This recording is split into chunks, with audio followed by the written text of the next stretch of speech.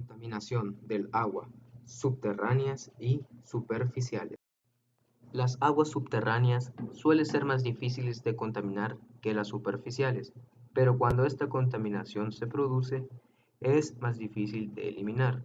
Sucede esto porque las aguas del subsuelo tienen un ritmo de renovación muy lento. Se calcula que mientras el tiempo de permanencia medio del agua en los ríos es de días, en un acuífero es de cientos de años, lo que hace muy difícil su purificación. Fuentes de contaminación. Aguas subterráneas. La intrusión de agua salina debido a la sobreexplotación de acuíferos o depósitos naturales que provocan drenaje natural son formas naturales de contaminación de las aguas subterráneas.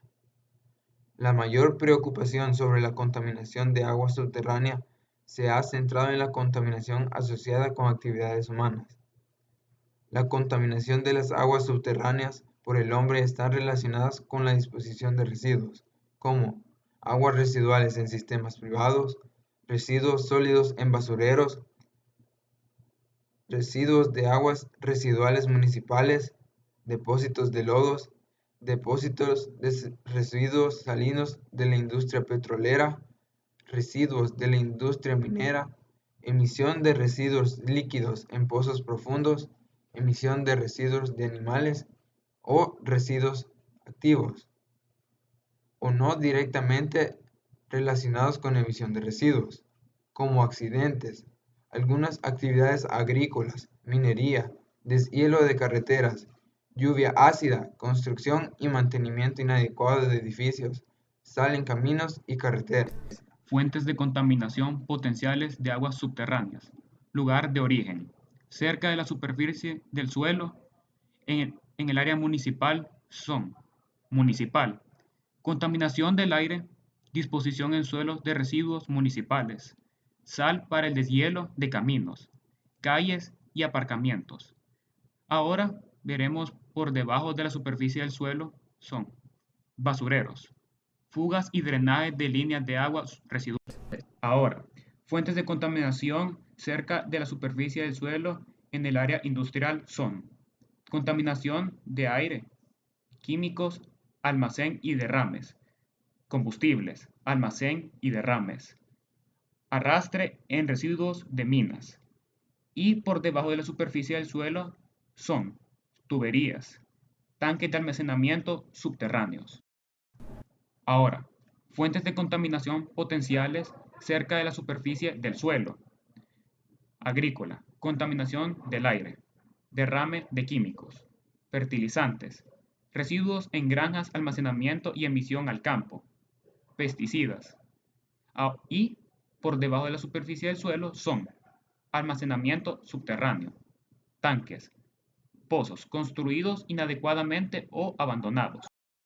Ahora, fuentes de contaminación potenciales cerca de la superficie del suelo en el área individual.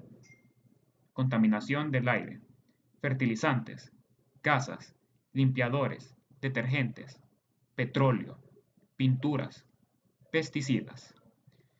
Y por debajo de la superficie del suelo son sistemas sépticos, pozos construidos inadecuadamente o abandonados.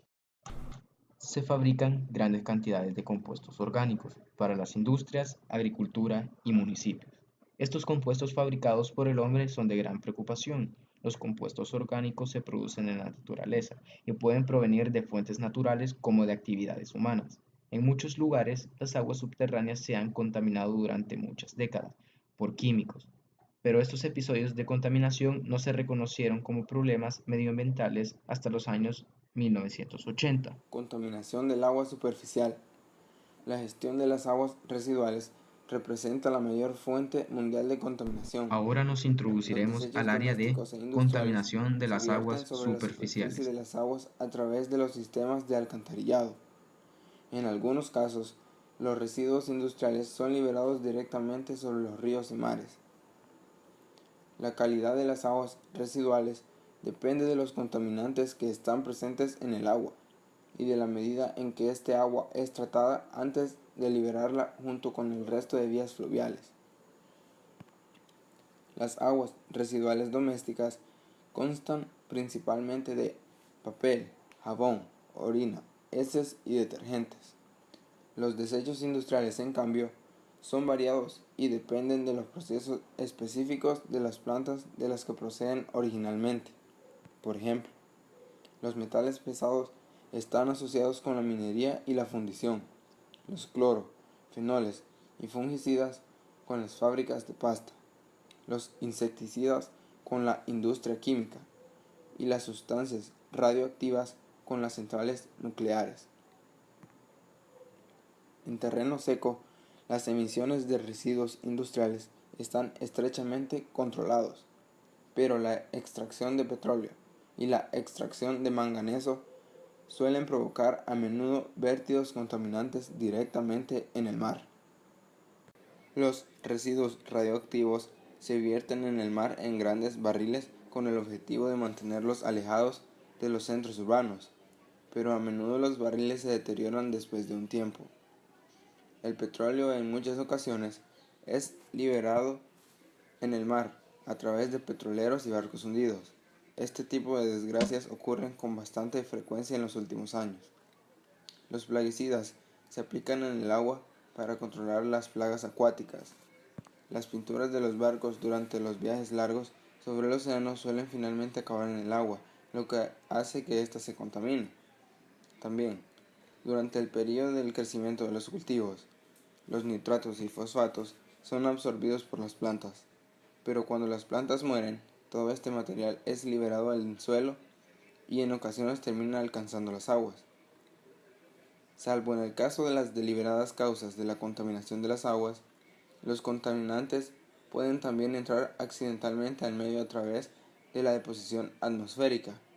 Los pesticidas pueden entrar en las aguas fácilmente de esta manera, porque se aplican como gotas o sprays. Los contaminantes presentes en la tierra pueden entrar en las aguas superficiales a través de las fuertes lluvias o infiltrarse en el suelo y entrar en las aguas subterráneas. Algunas de las fuentes más comunes que contaminan el agua son: industria.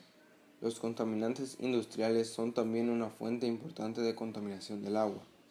Las compañías y las empresas que procesan productos químicos y productos nocivos a menudo permiten que el agua contaminada fluya de vuelta a los ríos y arroyos.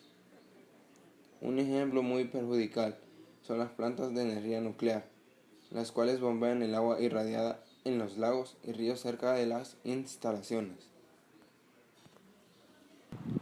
Residuos sólidos. El uso continuado de los residuos sólidos, tales como papeles y plásticos, es una de las adiciones más perjudiciales al suministro de agua. Las instalaciones del tratamiento de aguas residuales no están preparadas para manejar el volumen de estos productos que se colocan en el sistema de agua. Carreteras.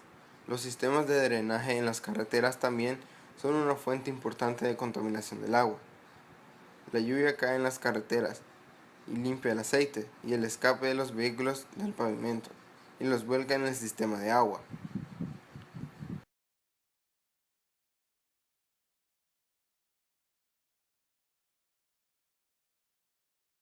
Hablando nuevamente de los dos temas, que son la contaminación de las aguas superficiales y subterráneas, las aguas superficiales se hallan fácilmente al alcance de la contaminación. El terreno protege a las subterráneas frente a los elementos contaminadores. Sirve de filtro que no deja pasar sustancias extrañas.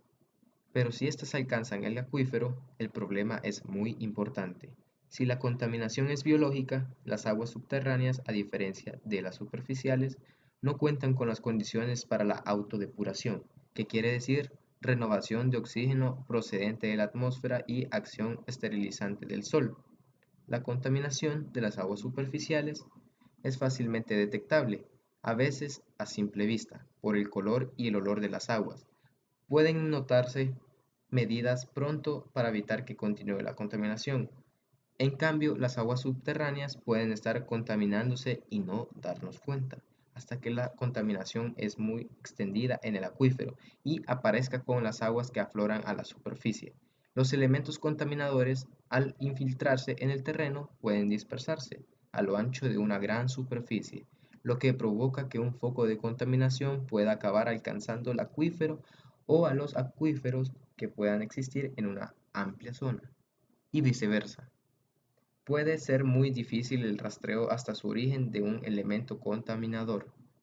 En definitiva, son más fácilmente contaminables las aguas superficiales, pero también suele ser más sencillo devolverles la pureza. A veces basta simplemente suprimir el foco. Las aguas subterráneas son más difíciles de contaminar, pero la solución, si esto ocurre, nunca es sencilla. Es en algunas ocasiones imposible. Según lo que quieren decir los siguientes datos estadísticos, los hallazgos más importantes se describen a continuación. Todas las muestras de aguas de pozo resultaron no aptas para beber directamente debido a la presencia de bacterias coliformes fecales. Las muestras que presentaron menor valor de contaminación biológica son las provenientes del proyecto Zona Norte, denominadas SP11, SP12, SP13 y SP14. Es decir, las aguas crudas no son aptas para beber. En principio quieren de un tratamiento de desinfección. También se infiere que el 100% de las muestras excede el límite aceptable de hierro y el 55% supera el límite de magnesio. Se determina que el agua para su potabilización requiere de 2 tratamientos físicos y químicos para remover el contenido de hierro y magnesio. Las muestras que se presentaron mayores valores de hierro son las SP5 y la SP18. Siguiendo con los gráficos, con respecto al uso del agua para tomar, según las especificaciones de contenido de metales pesados, se determinó que 33% de las muestras sobrepasan el valor aceptable para aluminio. Todas las muestras, a excepción de la SP2, exceden el valor permisible para el metal cadmio y el 88% de las muestras presentan concentraciones de plomo mayores a 0.05 miligramos. En base a las determinaciones hechas, se concluye que esos acuíferos presentan alteraciones de composición química y biológica que los vuelve de calidad dudosa. Algunas normas sugieren como valor aceptable de nitrato 10 miligramos por litro, máximo 45 miligramos por litro. Es de mencionar que los pozos correspondientes al proyecto Zona Norte presentaron los valores más altos de nitrato. El valor más alto encontrado es casi la mitad del máximo aceptable. De acuerdo al límite de 10 miligramos por litro, para el nitrato se encontró que 22% de las muestras superó ese valor. El nitrato es el producto de la oxidación completa del nitrógeno orgánico, es decir, puede haber contaminación orgánica o deberse a la aplicación excesiva de fertilizantes nitrogenados. Los recién nacidos son más sensibles a la contaminación por nitratos, y aquí termina la contaminación por aguas subterráneas. En gráficos. A continuación seguiremos con los gráficos de la contaminación de las aguas superficiales. En las gráficas se analizaron un total de 22 muestras correspondientes a puntos de muestreo seleccionados a lo largo del recorrido del río Sucio, hasta su desembocadura en el río Lempa y en los principales tributarios de él. Para determinar la calidad de las corrientes se midió el oxígeno disuelto, nitrógeno amoniacal, BOD y COD. Los resultados de clasificación indican que el río Sucio es de clase 3, es decir, una corriente de mala calidad, ya que el oxígeno disuelto algunas veces ha disminuido hasta el 50% del valor de saturación, como se puede observar en las gráficas. En el gráfico estación sitio del Niño se puede inferir que el contenido de nitrógeno amoniacal es normal al principio, después tiene un leve descenso entre el 28 de febrero al 18 de agosto y tiene un gran auge del 18 de agosto al 11 de octubre. Los resultados sobre calidad de los ríos se resume a continuación. En términos absolutos se puede decir que la calidad de los ríos de la cuenca Sucio no es apropiada para sustentar vida acuática. En todos los trechos de ríos analizados, los valores del nitrógeno amoniacal es mayor a 0.5 miligramos por litro. El rango de valores encontrados para amoniacal es 0.91 a 98.71 miligramos por litro. Habrá algunos peces que puedan sobrevivir, pero en términos de biomasa y de diversidad, la población es nula. Para sustentar vida acuática, también el oxígeno disuelto debe ser al menos de 5.0 miligramos por litro. También deberá evaluarse el contenido de metales pesados. Los resultados de metales tóxicos indican que el 18% de las muestras tienen valores de plomo mayores a 0.1 miligramos por litro.